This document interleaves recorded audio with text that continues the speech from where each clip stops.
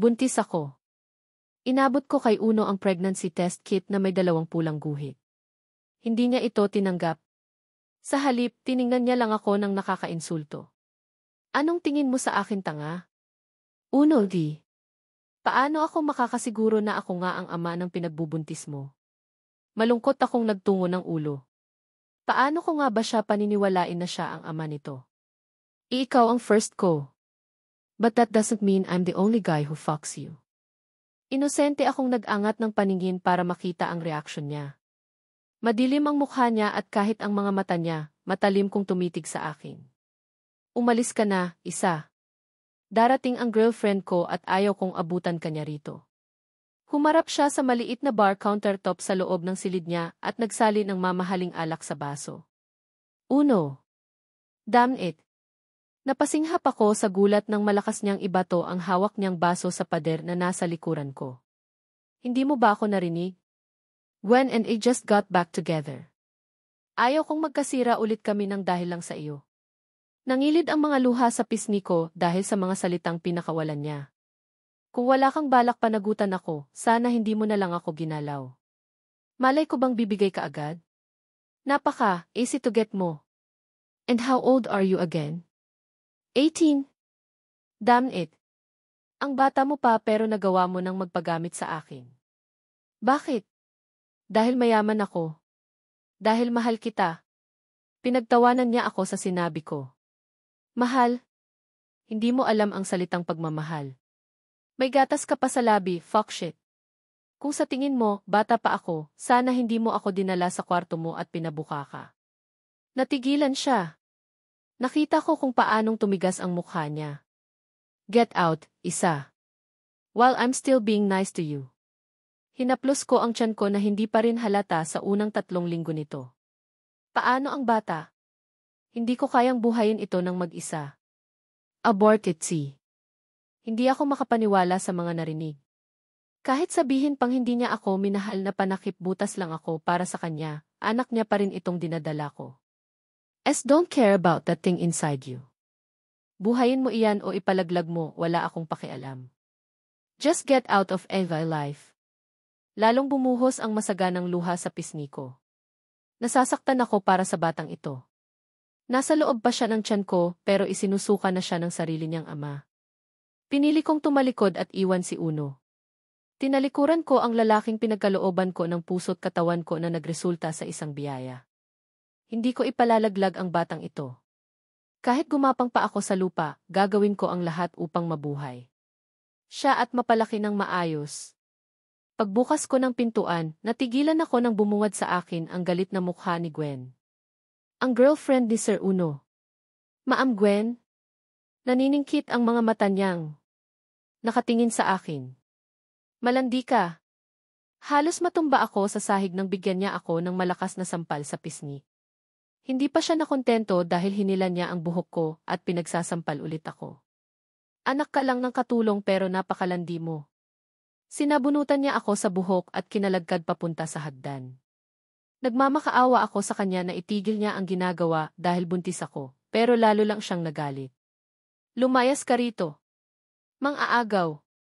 Malakas akong sumigaw nang itulak niya ako. Nahulog ako mula sa tuktok ng mataas na hagdan. Halos mawalan ako ng malay nang bumagsak ang katawan ko sa malamig na sahig. Pinilit kong abutin ang tiyan ko nang maalala ang bata sa sinapupunan ko. Nangilid ang mga luha sa pisngi ko nang makakita ng dugo sa pagitan ng mga hita ko. Anak ko di. Sinubukan kong humingi ng tulong kay Uno, pero nakatayo lang siya sa tuktok ng hagdan. Walang pakialam na nakatingin sa akin. Anak! Pabalikwas akong bumangon mula sa pagkakahiga. Nagising akong pawis na pawis dahil sa masamang panaginip. Nasa sementeryo raw ako at naghukay ng libingan para sa sarili kong anak. Sa wakas at gising ka na. Namilog bigla ang mga mata ko nang makita kung kanino nang galing ang boses na iyon. Tumayo ito mula sa pagkakaupo sofa at lumapit sa kamang kinahihigaan ko si Senyora Celestia, ang ina ni Uno. Bakit nandito siya? At ako nasaan ako? Ginala ko ang paningin ko sa buong kwarto. Isang tingin lang sa paligid, alam ko na agad na nasa hospital ako. How are you feeling, Hija? Medyo maayos na po ang pakiramdam ko, Senyora Celestia. Kailan pa po kayo nakabalik mula sa business trip niyo? Kanina lang at nalaman ko ang lahat mula kay Linda. Si Linda ang isa sa maraming katulong sa mansyon ng mga kavalyero. Ito lang ang pinagkakatiwalaan ni Senyora Celestia sa aming lahat. Sinusumbong kasi nito ang mga nangyayari sa mansyon kapag wala si Senyora. Alam ko na rin ang tungkol dyan. Bumaba ang paningin niya sa tiyan ko. 11. Umagos ang luha sa pisngi ko dahil sa sinabi niya. Ibig lang sabihin, hindi ako nakunan sa pagkahulog ko sa mataas na hagdan. Nandito pa rin ang anak ko. Senyora, maawa na ho kayo sa akin at sa walang muwang na batang dinadala ko. Lumambot ang mukha niya sa narinig. Lalo pa siyang lumapit sa akin at hinawakan ako sa kamay. Ako ang bahala sa iyo. Uwi tayo sa mansion at doon ka magpapagaling. Maaalagaan ka roon. Hindi kayo galit sa akin, Senyora. Sa totoo lang, inaasahan ko nang magagalit siya sa akin. Matataas na tao sa lipunan ang pamilyang Cavallero. Sa kadahilanang ito, ayaw na ayaw ni Senyora Celestia ang nadidikit ang pangalan nila sa mga katulad kong hampas lupa. Galit si Senyora sa mga mahihirap at hindi nila kapareho ng antas sa buhay. Pero taliwas sa inaasahan ko ang ipinapakita niya ngayon. Bakit ako magagalit? Apo ko ang nasa sinapupunan mo, isa. Hindi ko napigilan ang humagulgol. Maraming salamat ho. Napakabuti niyo, Senyora. Ang buong akala ko, kamumuhian niyo ako dahil isa lang akong hamak na katulong. Ngumiti siya. Magpahinga ka na. Mamaya ay babalik na tayo sa mansion. Nakangiti akong bumaba mula sa magarang sasakyan ni Senyora Celestia. Sabik na sabik akong makita si Uno. Siguro naman ngayon, matatanggap na niya ako dahil kakampi ko na ang kanyang ina. Dalhin niyo na iyan. Natigilan ako nang lumapit sa akin ang 2 bodyguards ni Senyora Celestia. Pilit akong dinadala ng mga ito sa likuran ng mansion. Ano nang ibig sabihin nito? Bitiwan niyo ako. Nagpumiglas ako at buong lakas na sumigaw pero parang walang naririnig ang 2 lalaki. Senyora, ano nang ibig sabihin nito? Maawa ka sa amin ng anak ko. Senyora Celestia. Hindi kalayuan mula sa mansion, nakatayo ang isang luma at gawa sa kahoy na bodega, kung saan nakatambak ang lahat ng mga kagamitan para sa pagtatanim. Dito nila ako dinala. Itinulak ako ng 2 lalaki sa loob at pagkatapos ay sinara ang pinto. Nang subukan ko itong buksan, laking gulat ko nang malamang nakakandado ito mula sa labas. Senyora, maawa na kayo sa akin. Pakawalan ninyo ako. Nangilid ang maraming luha sa pisngi ko habang malakas na pinaghahampas ng kamay ang pinto. Namaos na lang ang boses ko pero hindi pa rin ako pinapakawalan ni Senyora Celestia. Tuluyan nila akong iniwan dito. Nakahiga ako sa lupa at yakap ang sarili ko nang marinig ang ingay sa labas. Mabilis akong bumangon at makitang bumukas ang pinto ng bodega. Walang ilaw sa loob pero sa tulong ng liwanag ng buwan, nagawa kong makita ang mga mukha ni Senyora Celestia at ng 2 bodyguards na nakasunod sa kanya. Senyora, bakit niyo ako ikinulong dito? Hindi ito ang ipinangako niyo sa akin sa hospital. Bakit? Kapag sinabi ko bang ikukulong kita, sasama ka? Tonta! Maawa kayo sa akin. Buntis po ako at apo niyo ang dinadala ko. Wala akong pakialam kung apo ko o hindi ang batang iyan. Hindi pwedeng malaman ng ibang tao na pinatulan ka ng anak ko. Masisira ang pangalan namin. Pinitik niya ang mga daliri niya. Pumasok sa loob ng bodega ang 2 katulong dala ang isang banig, isang unan, at ang lumang bag na dala ko nang pumasok akong katulong dito. Anong ibig sabihin nito? Hindi ka pwedeng lumabas ng bodegang ito hanggat hindi ka nanganganak. Pinanlakihan ako ng mga mata sa narinig. Mabilis na binalot ng takot ang dibdib ko. Anong ibig mong sabihin? Senyora, hindi mo pwedeng gawin sa akin ito. Alan! Lumapit sa akin ang bodyguard niyang si Alan at sa pilitan akong hinatak palapit kay Senyora Celestia. May ibinigay sila sa akin na isang kasulatan. Elementary lang ang natapos ko pero nakakabasa ako at kahit papaano ay nakakaintindi ng Ingles. At hindi ko nagugustuhan ang mga nababasa ko. Senyora, ano ito? Kukunin niyo sa akin ang anak ko. Pagkatapos mong manganak, iiwan mo sa amin ang bata. Aalis ka at hindi na muling magpapakita. Pero senyora, anak ko ito. Hindi niyo siya pwedeng kunin sa akin. Nang iinsulto niya akong tinawanan. Kabisado ko na ang mga taong katulad mo. Gusto mo lang naman ng pera, di ba? Huwag kang mag-alala. Makakatanggap ka ng 100,000 pesos kapalit ng batang iluluwal mo. Ayoko. Senyora, hindi bagay o damit na pwedeng ipagbili ang anak ko. Akin siya. Pakawalan mo ako rito. Sinubukan kong kumawala sa find dealer ni Sannie. Pagkakahawak sa akin ni Alan, pero mahigpit akong hinawakan ng dalawang lalaki. Hindi nila ako hinayaang makalapit man lang sa pinto. Mamili ka, tatanggapin mo ang alok ko o iinumin mo ito. Naglabas siya ng maliit na bote. Ano iyan? Pampalaglag ng bata. Kapag naubos mo ito, mamamatay agad ang bata sa sinapupunan mo. Mabilis na nag-init ang ulo ko sa kanyang sinabi. Anong binabalak niya? Papatayin niya ang anak ko. Hindi ko inumin iyan. Ninisyan ako ni Senyora Celestia. Hawakan niyo iyan. Nagsimula akong sumigaw at mas lalong nagpumiglas nang makitang binubuksan na niya ang bote. Hinawakan niya ako sa panga at muling pinakita sa akin ang bote ng gamot. Pipirmahan mo ba ang kasulatang ito o mawawalan ka ng anak ngayong gabi? Kahit gaano ko kagustong tumanggi, wala akong nagawa kundi pumayag sa gusto niya. Ayaw kong mamatay ang anak ko. Iyak ako ng iyak habang pinipirmahan ang kasulatan kung saan nakasaad na pumapayag akong ipamigay ang anak ko kapalit ng malaking halaga ng pera. Lumipas ang maraming buwan, palaki na ng palaki ang tiyan ko hanggang dumating ako sa punto na nahihirapan na akong maglakad o maski ang tumayo. Nakakulong pa rin ako sa bodega, nakahiga sa banig at dinadalhan lang ng pagkain ng mga katulong ni Senyora Celestia. Paminsan-minsan ay dinadalaw niya ako kasama ang family doctor nila para matingnan ang kalagayan ko. Katulad ngayon. Senyora, maawa na kayo sa akin. Paalisin niyo na ako dito. Mababaliw na po ako rito. Tonta! Ngayon ka pa magrereklamo? 1 buwan na lang, manganganak ka na.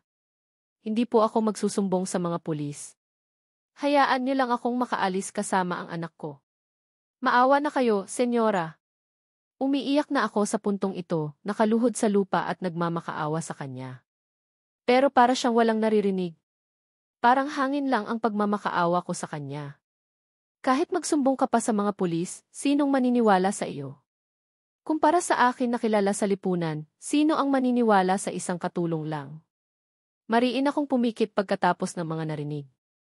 Marahan kong hinaplos ang tiyan ko. Anong gagawin ko para makatakas dito? Muling nag-iwan ng mga bitamina ang doktor na tumingin sa akin bago nila ako iniwan. Pilit akong tumayo at lumapit sa kahoy na pader. Hinatid ko sila ng tingin hanggang sa mawala sila sa paningin ko. Binalingan ko naman ang mansyon na tanaw ko mula rito. Uno, di. Ano bang nagawa kong kasalanan para danasin ito? Nagmahal lang ako. Minahal ko ang anak ng amo ko, pero bakit ganito ang nangyayari? Parusa ko ba ito dahil ang katulad kong dukha ay naghangad ng isang langit? Lumipas pa ang maraming araw, dumating ang isang gabing maulan. Nakabuka ang mga hita ko at mahigpit na nakakapit ang 2 kong kamay sa aking unan. Sige pa. Pa. Umiiyak akong umiling. Ang sakit. Hindi ko na po kaya. Basang-basa na ang damit ko sa pawis. Mahigit 1 oras na akong umire pero hanggang ngayon, hindi pa rin lumalabas ang bata. Dalhin niyo na po ako sa hospital. Maawa kayo. Hindi ako binigyan pansin ng nurse na nagpapaanak sa akin. Kahit ang lalaking nakatayo sa tapat ng pinto at nagbabantay ay walang pakialam. Kailangan mong tatagan ang loob mo. Mamamatay ang anak mo kung ngayon ka pa susuko. Mariin akong pumikit nang magsimulang manlabo ang mga mata ko. Nilagyan ng nurse ng makapal na tela ang bibig ko at muli akong pinaere. Diyos na maawain, tulungan mo po ako. Pa. Ayan. Nakikita ko na ang ulo ng bata. Marahas akong umiling. Hindi ko na kaya. Maawa kayo. Kaunting ere na lang. Sige pa. Humugot ako ng malalim na hangin habang nakatingin sa kisam. Sumigaw ako at muling umere. Ayan na. Malapit nang lumabas ang anak mo. Isang ere pa. Buong lakas akong muling umere, kahit parang malalagutan na ako ng hinina. Ah! Maya-maya lang ay sumabog na ang ingay ng iyak ng bata sa buong paligid. Nilalamon ang munting pagtangis nito ng malakas na kulog at ulan sa labas, pero malinaw kong naririnig ang kanyang boses. Ang anak ko. Umangat ang kamay ko para abutin ito, pero natigilan ako at lalong nanghina nang makitang nilapitan ito ng lalaking nagbabantay sa akin at sa pilitang kinuha. Sandali lang. Hayaan mong mahagkan muna ni Va ang anak niya. Bitiwan mo, malakas na bulyo nito sa nurse na may karga sa anak ko. Walang nagawa ang nurse kundi hayaan itong makuha ang anak kong sanggol pa lamang. Anak ti. Sinubukan kong bumangon pero hindi ko magawa. Hinang-hina ako. Pakiramdam ko ay nasa hukay na ang kalahati ng katawan ko. Nang hindi ko makayanan ang tumayo, gumapang ako sa lupa. Buong lakas akong gumapang para lang humabol sa lalaking may dala sa aking anak. Ibalik mo siya, ibalik mo ang anak ko. 11. Ngunit wala akong nagawa ng suungi ng lalaki ang malakas na ulan at patakbong umalis kasama ang aking sanggol. Anak ko. Ibalik niyo sa akin ang anak ko. Mga hayop kayo. Nasa lupa pa rin ako, nakaharap sa bukas na pintuan. Ang kamay ay nasa ere at panay tawag sa anak kong hindi ko man lang nayakap noon. Senyora! Maawa na kayo. Ibalik niyo ang anak ko. Mabilis akong natigilan nang makaramdam ng matinding pananakit ng tiyan. Oh, Diyos ko! May isa pa. Pinatihaya ako ng nurse at muling ibinuka ang aking mga hita. Anak ko. Isa. Umere ka. Sinunod ko ang inuutos ng nurse. Buong lakas akong umere habang nakakuyom ng mahigpit ang mga kamay. Isa. Nakikita ko na ang bata. Sa huling ere ko bago ako tumingala at tuluyang sumara ang mga mata, narinig ko ang malakas na iyak ng bata. Babae ang isang ito, lalaki ang kanina. Kambal ang anak mo, isa. Nakaupo ako sa isang maliit na silya sa loob ng higanting gift box. Nakasuot ako ng maskarang tumatakip sa kalahati ng mukha ko. Kung gaano katahimik ang paligid, ganoon naman kalakas ang tibok ng puso ko.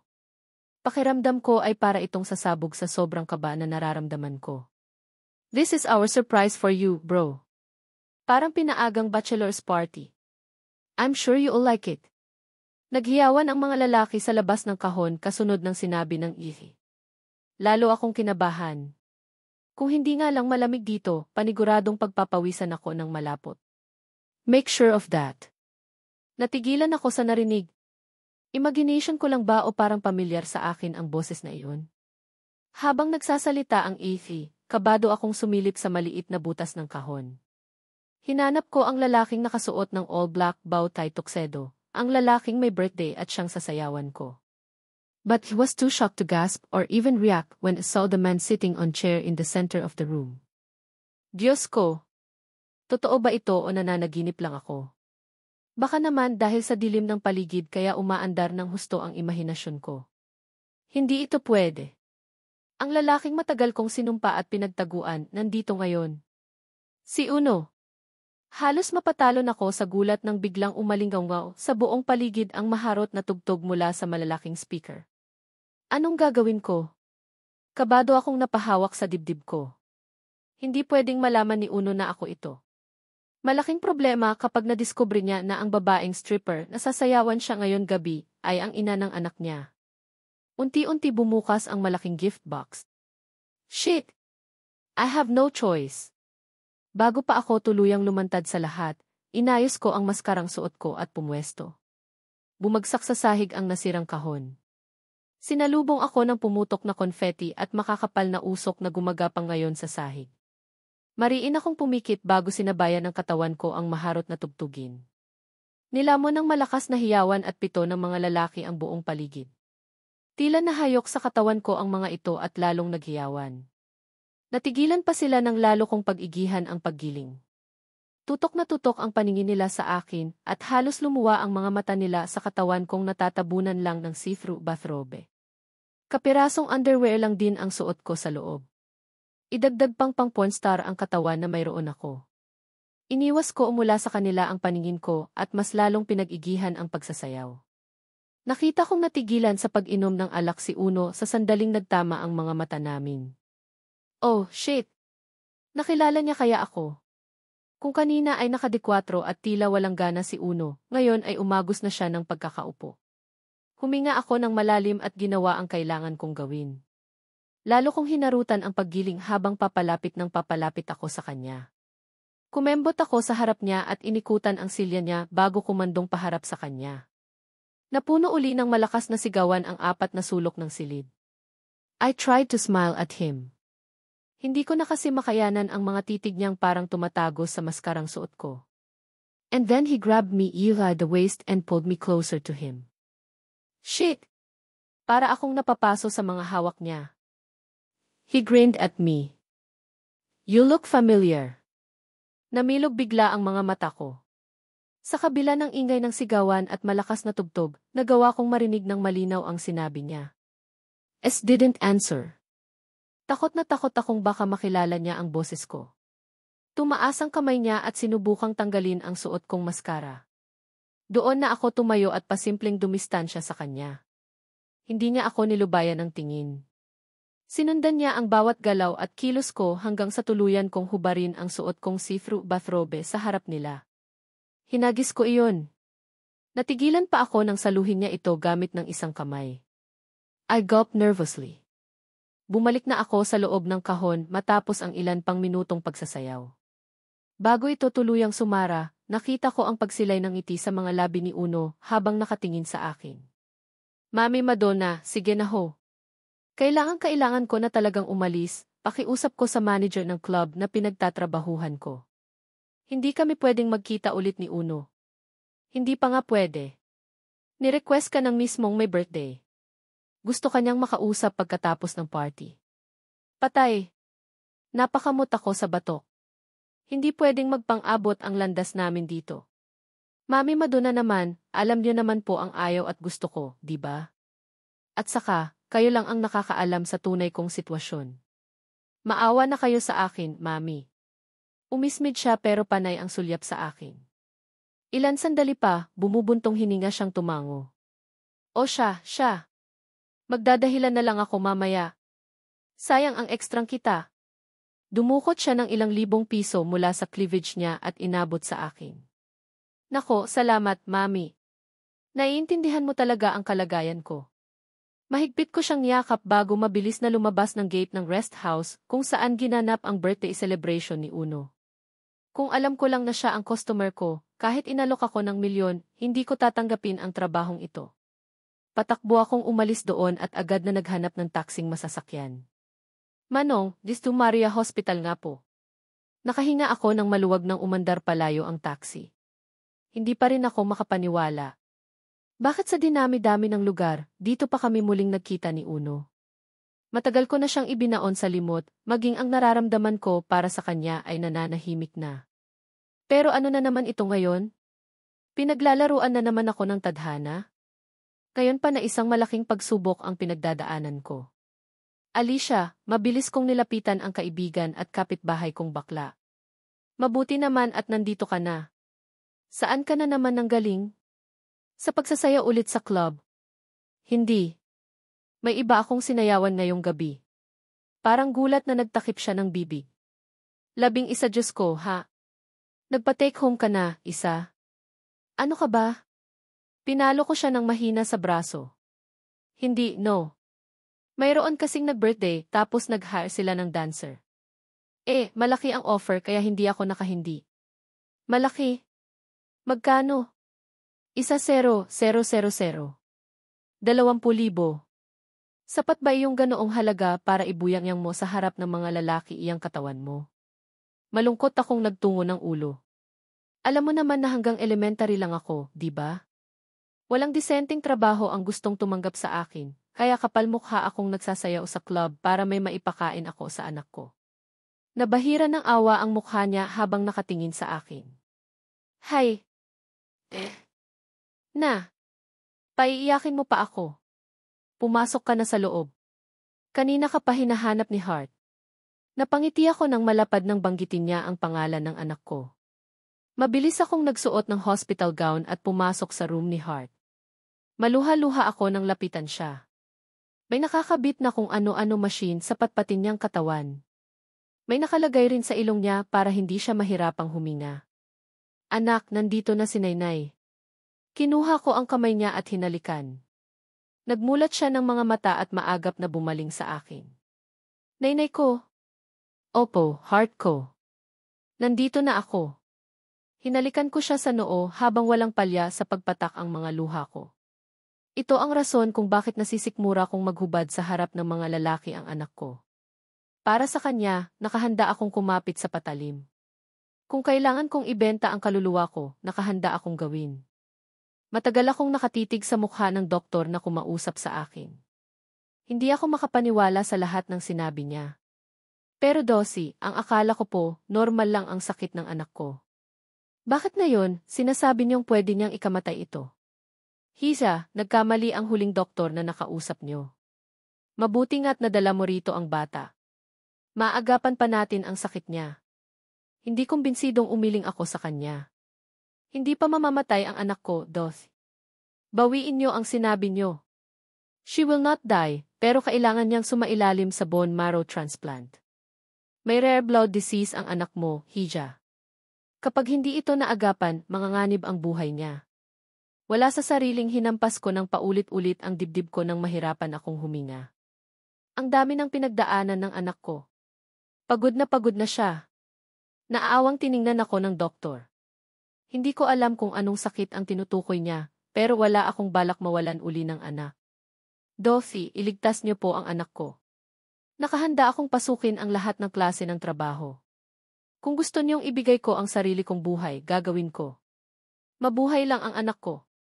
11. Tinanguan ako ng doktor. Pinaliwanag niya sa akin ang kalagayan ng anak ko at ang mga dapat naming gawin. The bone marrow produces blood cells that our body needs to survive. In your daughter's case, her bone marrow is injured and doesn't produce enough healthy blood cells. We need to find a donor to give her a bone marrow, ASAP. Sinasabi niyo po bang hindi kami matched ing anak ko? Yes, Hija. Actually, siblings are much more likely to be matched than parents. Mahihirapan tayong maghanap ng magiging donor niya. So, kung may kapatid si Hart, mas mabuti dahil may 30% na chance na matched sila. May kapatid ba ang anak mo? Sandali akong napapikit habang pinoproseso ang lahat. Opo. Wala sa sarili kong sabi. Good. Ang kailangan na lang natin gawin ay mag-conduct ng test para ma-determine kung talagang ang match sila. Bone marrow transplant. Naku naman. Pagka malas-malasan nyo namang mag-ina. Nagkasakit pa ng ganyan si Hart. Napaupo si Alicia sa tabi ko at nailing na tumitig sa malayo. Alam kong ramdam niya ang bigat ng loob ko. Hindi ko na alam ang gagawin. Magkano naman daw ang lahat ng magagastos? Mahigit kumulang 2 milyong piso. Ano? Diyos ko.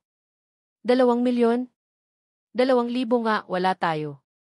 Napapikit na lang ako ng mga mata habang iniisip ang mga problema. Mula sa squatters area naming bahay, naglakad ako papunta sa hospital. Habang nasa daan, panay balik sa akin ang naging pag-uusap namin ng doktor ni Hart. Isang bagay lang ang nasa isip ko, ang anak kong kinuha sa akin ng mga kavalyaro. Hindi ko alam kung saan kamay ng Diyos ako kukuha ng 2 milyong piso, pero ang anak ko si Hart. Kailangan niya ng donor. Kailangan niya ngayon ang kakambal niya. Sa tulong ni Mami Madonna, nagawa kong makuha ang address ni Uno dito sa Manila. At ngayon nga, nakatayo ako sa mismong harap ng gate ng mansion nila. Lumapit ako sa gilid at matagal na tiningnan ang doorbell. Nagdadalawang, isip ako kung pipindutin ito o hindi. Isa na sa mga dahilan ko si Senyora Celestia. Paano kung makita niya ako at malaman niya ang totoo? Baka kunin niya sa akin si Hart.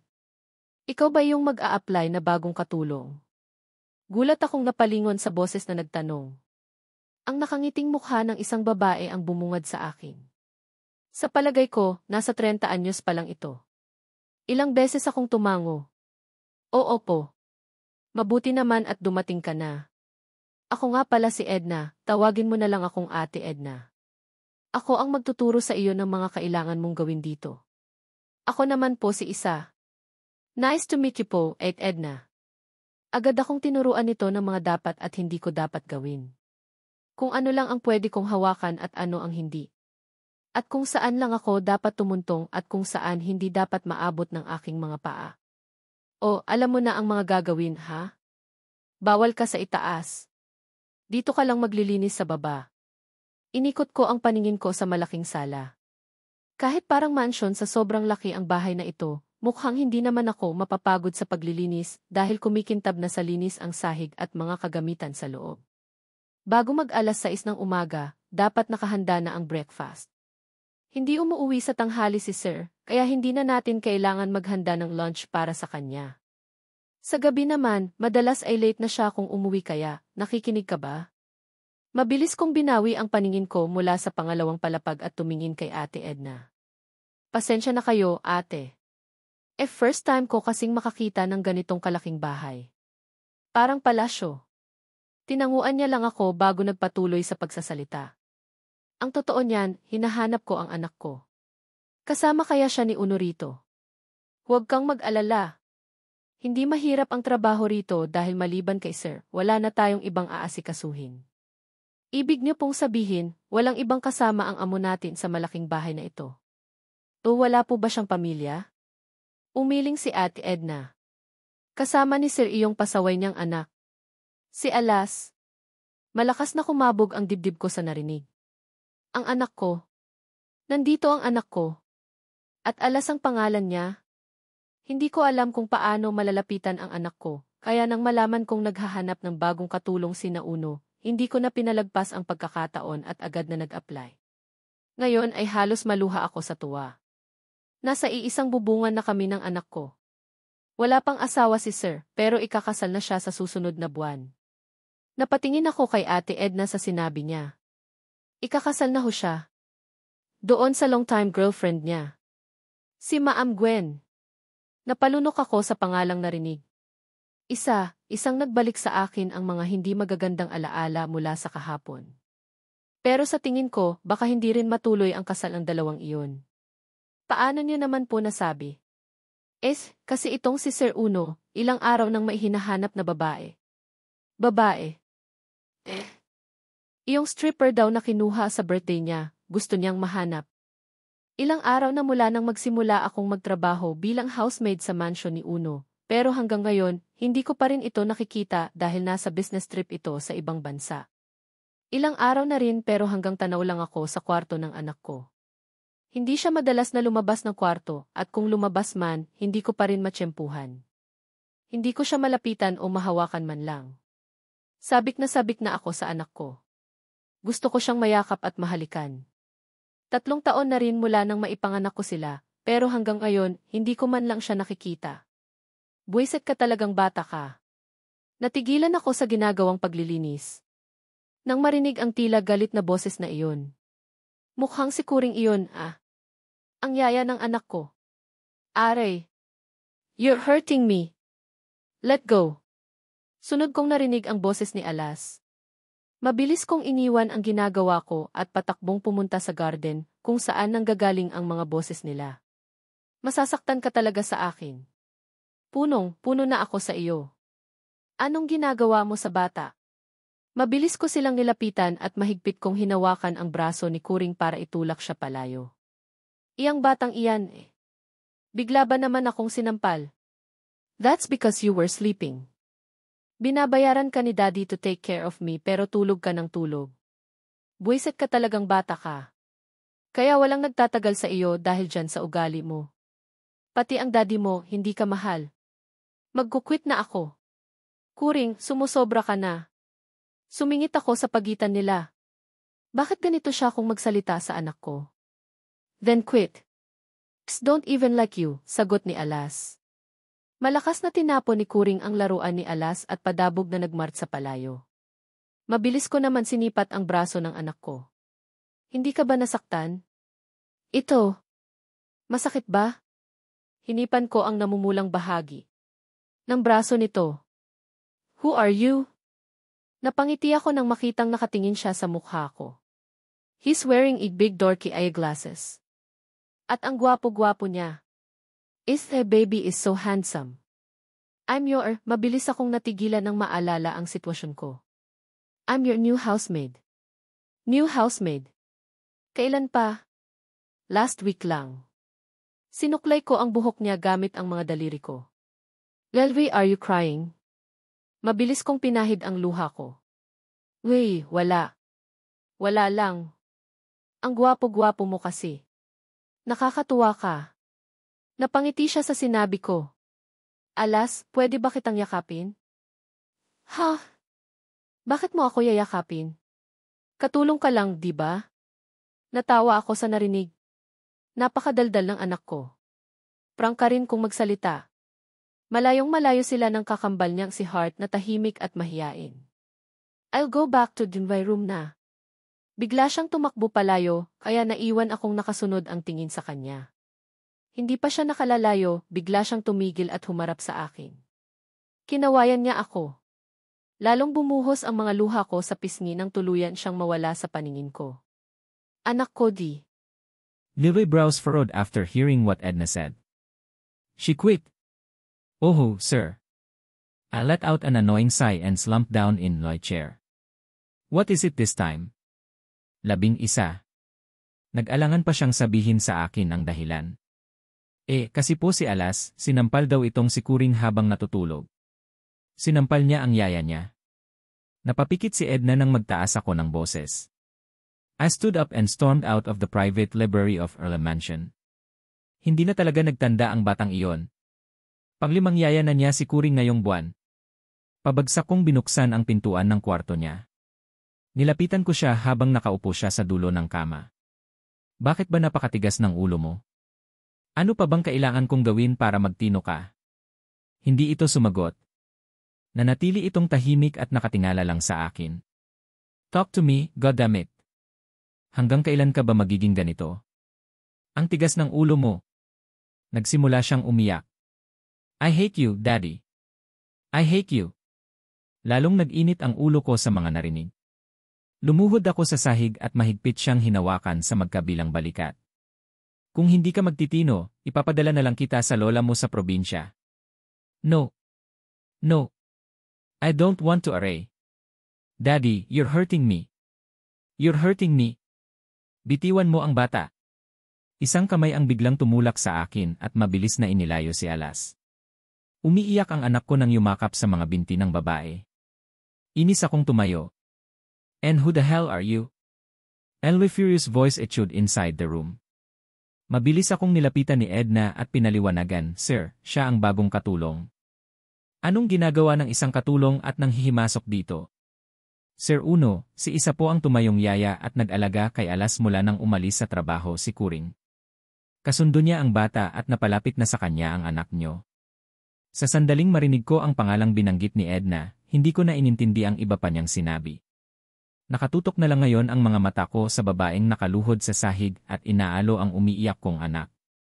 Stop crying, baby ko. Yaya is here. Masakit ba? Naluluhang tumango ang anak ko sa tanong na iyon ng babae. Lalo ko silang nilapitan habang titig na titig dito. Kawawa naman ang baby ko. Patingin. Ako, anak. Hihipa ni Yaya ha? Isa. Natigilan siya bigla sa ginagawa. Then my heart started racing as she slowly turned her face to me. Fuck. It's her. Mabilis akong nagbaba ng paningin nang makita ang matalim na mga mata ni Uno titig na titig sa akin. Kanina pa kami nandito sa loob ng private library ng mansion niya.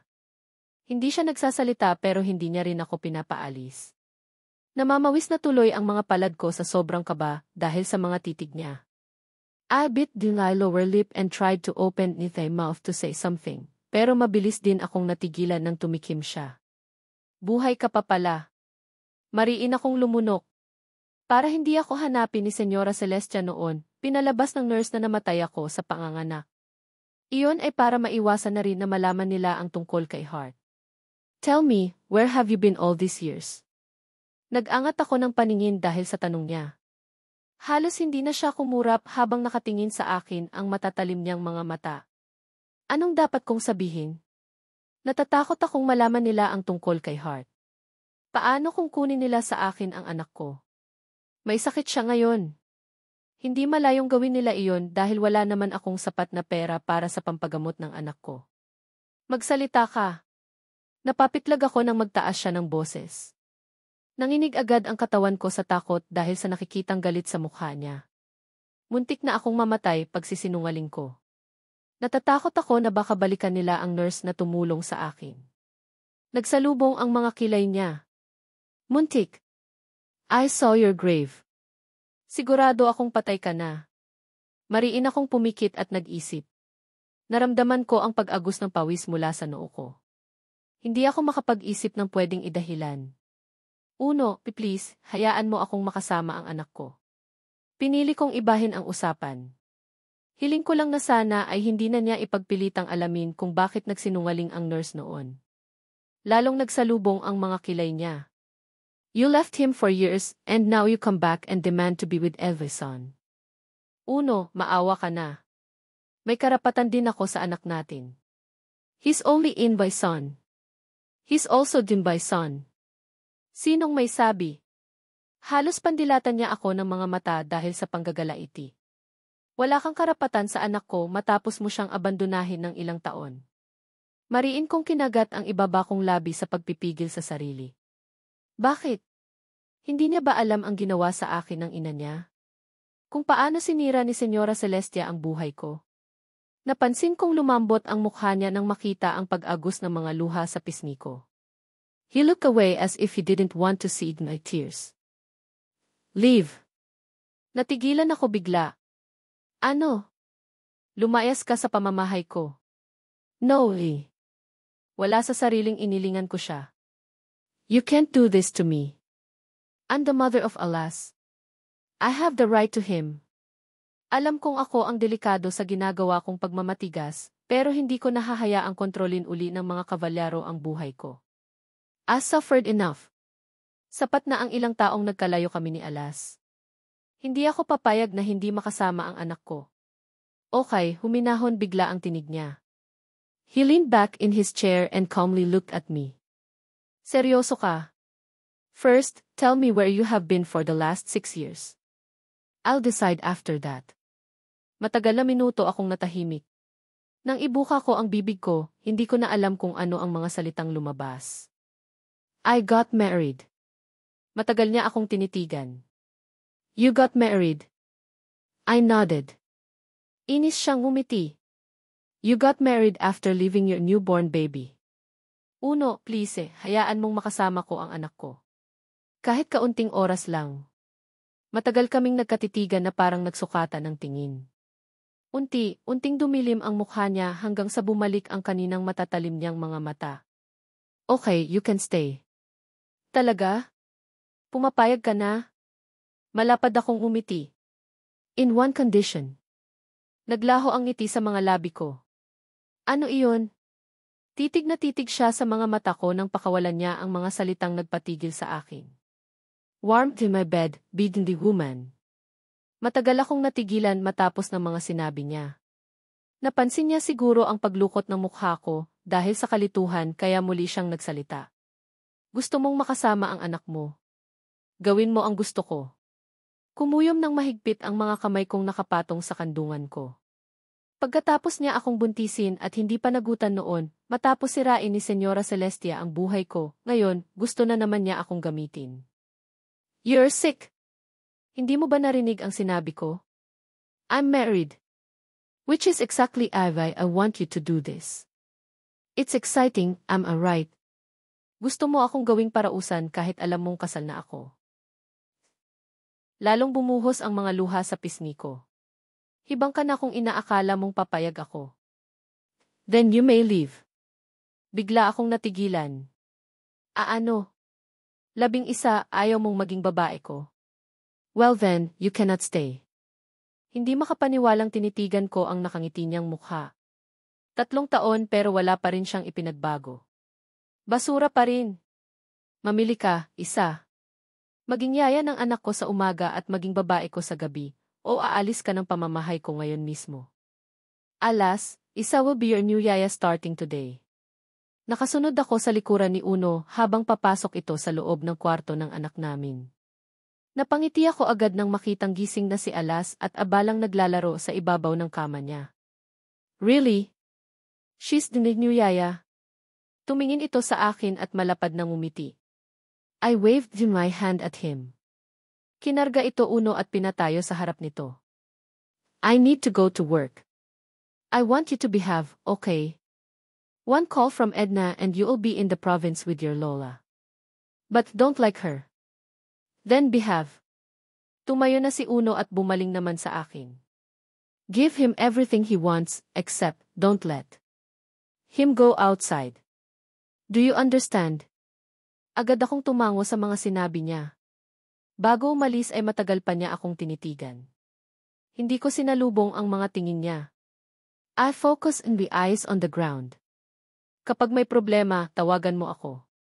Nang makalabas siya ng kwarto, agad kong nilapitan si Alas at niyakap. Madalas na tayong magkakasama ngayon, anak. He giggled. Eve, do you keep calling me anak? I'm not your anak. Marahan kong hinaplos ang pisngi niya habang nakangiti. Kahit yaya pa ang tingin niya sa akin, okay lang. Basta makasama ko siya, masaya na ako. Mabilis na lumipas ang oras habang kasama ko si Alas. Ang buong araw ay parang isang oras lang na dumaan. Hapon na at malapit na rin gumabi. Malapit nang bumalik si Uno. Pumasok ako sa playroom dala ang tray ng cookies and a glass of milk. Tumingin ako sa buong paligid. Puno ng laruan ang kwartong ito, may slides, swing at waterbed pa. Ibinigay talaga ni Uno ang lahat kay Alas. Hindi ko tuloy maiwasang hindi malungkot para kay Heart. Hindi niya naranasan ang ganito kahit minsan. Hindi ko nga ma-afford na bilhan siya ng mamahaling laruan. Wow! Cookies! Binitiwan ni Alas ang robot na hawak niya at saka mabilis na tumakbo palapit sa akin. Oh! It's different from the one I used to eat. It's because I baked this myself, baby. Bahagya kong pinisil ang pisngi niya. Really? You know how to bake? Naman! Gusto mo ba, ipag-bake rin kita ng cake? Umaliwalas ang mukha niya sa sinabi ko. Sure. I want caramel cake. Hinayaan kong bumalik sa paglalaro si Alas matapos nitong kumain ng snack. Mataman ko siyang tiningnan bago lumipat sa kikis camera ang paningin ko. Nasa isang sulok iyon ng kwarto, nakakabit sa itaas. Nakaisip na ako ng gagawin ko. Bago pa man ako pumasok dito, desidido na ako sa plano ko. I won't let Ano use our son to do whatever he wants. Hindi ko na ulit sila hahayaan na gamitin ang anak ko para sa pansarili nilang kapakanan. Sandali akong nagpaalam kay Alas at lumabas ng kwarto. Pumasok ako sa isang walang laman na silid at inilabas ang isang mumurahi na China phone, saka tinawagan si Alicia. Jesus mio! Sigurado ka ba dyan sa binabalak mo, isa? Nakakaloka ka. Huwag mo na akong ganyanin, Alicia. Nag-usap na tayo tungkol dito. Negatibo 00 ka na. Hindi ko naman alam na seseryosohin mo. Basta. Hahanap lang ako ng magandang tiyempo. At pagkatapos, ilalayo ko na rito ang anak ko at tutulungan mo ako. Isa, maghunos dili ka. Kidnapping. Iyang gagawin mo. Alam ko, Alicia. But he's every son, may karapatan akong kunin siya. And Heart needs him. Kabado akong pumasok sa kwarto ni Uno pagsapit ng 9 ng gabi. Natanaw ko agad siya sa sala ng silid niya prenteng nakaupo sa sofa habang hawak ang baso ng alak sa isang kamay at naninigarilyo. Hindi pa natin napag-uusapan ang tungkol sa sweldo mo. Hindi ako sumagot. Hinintay ko lang natapusin niya ang sinasabi niya. Babayaran kita ng triple sa pagiging yaya mo sa anak ko. You can be with him anytime you want, but you can't tell him the truth. Eli's son doesn't deserve a mother like you. Matagal akong natigilan sa mga narinig. Aaminin kong nagtago ako ng mahabang panahon sa takot na baka kunin nila sa akin si Heart, kaya may kasalanan din ako kung bakit hindi ko man lang nakasama si Alas ng ganoon katagal. Hindi ako gumawa ng paraan para makita man lang siya. Thank you, Uno. Sa pagpayag mong makasama ko siya. Thank you. Siya dapat ang mag-thank you sa akin dahil hindi ko pa sila sinusumbong sa mga pulis. Pasalamat sila dahil pinanganak silang may gintong kutsara sa bibig. Makapangyarihan kaya magagawa nilang baliktarin ang sitwasyon.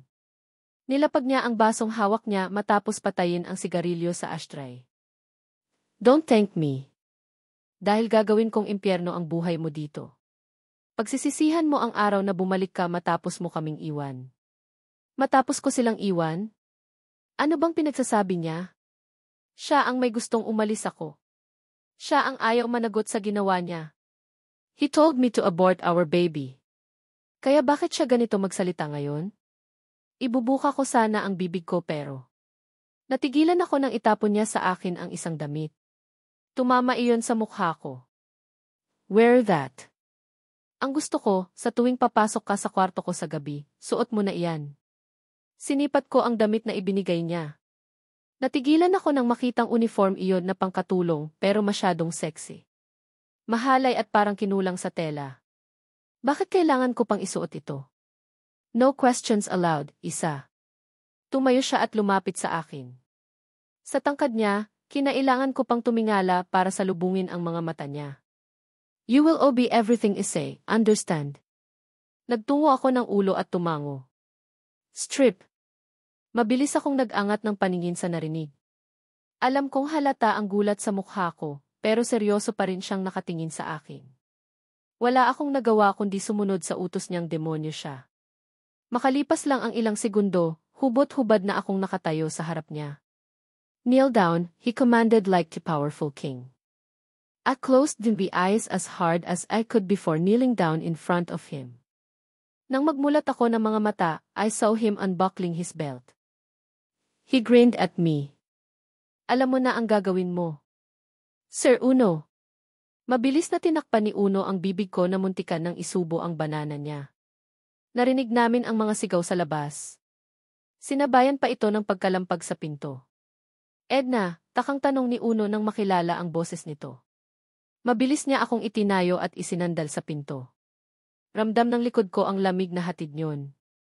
Nanuot ito sa aking balat. Sir Uno, si Alas po. Nanlaki ang mga mata ko sa narinig. Mabilis akong humarap sa pinto at akmang bubuksan ito kung hindi lang ako napigilan ni Uno. You're still naked, bulong niya. Sa sobrang pag-aalala ko ay nakalimutan ko nang nakahubad pa pala ako. Takot na takot ang boses ni Ate Edna, kaya sigurado akong may hindi magandang nangyari. Inayos ni Uno ang suot niyang pantalon sa kalumabas ng silid. Anong nangyari? 11. Kasi sir, si Alas, kanina pa nananakit ang tiyan. Namimilipit na ang bata sa sakit. What? Nanginig ang mga kamay ko sa narinig. Nang umalis sila para puntahan si Alas, mabilis akong nagbihis at sumunod sa kanila. Daddy. It hurts. Pinagpapawisan na ng husto ang anak ko nang makapasok kami sa kwarto niya. Sigaw siya ng sigaw at namimilipit sa sakit hawak ang kanyang tiyan. Agad namin itong sinugod sa hospital. Pagdating pa lang doon ay 5 doktor na ang sumalubong sa amin para tingnan ang kalagayan ng anak ko. Isa ang hospital na ito sa mga pag-aari ng pamilya ni Uno. Kaya hindi na ako nagtataka kung bakit ganito kung asikasuhin nila ang anak namin. Anong nangyari kay Alas? Ano raw ang sakit ng anak ko? Malala ba? Kalalabas lang ni Uno mula sa private room na pinagdalhan sa anak namin. He's fine. May nakain siyang panis kaya walang tigil ang pananakit ng tiyan niya. Panis? Natigilan ako bigla. Ako ang nagbigay ng mga pagkain kay Alas. Anong panis ang nakain niya at hindi ko man lang napansin? We'll talk about this later. Go inside, Alas is looking for you. Patakbo akong pumasok sa loob ng silid. Madali kong nilapitan si Alas at naaawang hinaplos ang pisngi nito. Yaya. I'm right here, anak. I'm sorry. Kasalanan ito ni nanay. Sorry, baby ko. Niyakap ko siya at marahan na hinipan sa noo. Masakit lang isipin na pareho pa silang may sakit ngayon ni Hart. Parehong nahihirapan ang mga anak ko at wala man lang akong magawa para maibsan ang dinaramdam nila. Don't leave me. Matulog ka na, anak. Promise, babantayan kita buong magdamag. Dito lang ako sa tabi mo. Promise, Promise. Hindi ko na napigilan ang pagpatak ng mga luha ko. Si Hart kaya, kumusta na? Gising kaya siya ngayon? May kasama ba siyang nagbabantay sa kanya? Nadudurog ang puso ko para sa mga anak ko. Isang araw lang ang tinagal ni Alas sa hospital. Bumuti agad ang lagay niya kaya inuwi na rin namin siya sa mansion. Panis ang gatas na napainom ko kay Alas. Hindi ko napansin na itatapon na pala ang mga pagkain na nakalabas mula sa ref noong maghanda ako ng snack para sa kanya kahapon. Ang boba ko talaga. Naiinis ako sa sarili ko. Don't worry about him. Magaling ang mga doktor na tumingin sa kanya. Son is healthy. Kasalanan ko pa rin. Hirap na hirap siya kahapon ng dahil sa akin. Naghihirap din ang kalooban ko para sa anak ko. Kaya naging mas mahigpit na kami ngayon. Bawat pagkain na binibigay sa kanya, inuusisa ni Ate Edna at tinitikman ko muna ang lahat. Mula kay Alas na abalang naglalaro sa loob ng playroom, nabaling kay Uno ang paningin ko. Bakit ka nga pala nandito pa? Umaga na at dapat nasa trabaho ka na. He grinned as he turned his face to me. I took a break from work. But don't worry, everything is fine. I just think he deserve a long rest from working so hard. Isa pa, I want to keep an eye on Son and you. Me? Paano kita parurusahan sa ginawa mong pang-iiwan kay Alas kung palagi akong nasa trabaho? Si Raulo. Tinitigan ko siya ng masama pero hindi na ako sumagot dahil ayaw ko nang makipagtalo pa sa kanya. Tapos ko nang linisin iyan. Hindi pa. Tapos na. Ano ka ba rito? Inarkuhan ako ng kilay ni Uno. Para siyang hari na nakaupo sa sofa at may hawak na baso ng alak sa kamay. Nagbaba ako ng tingin at mumuso. Yaya.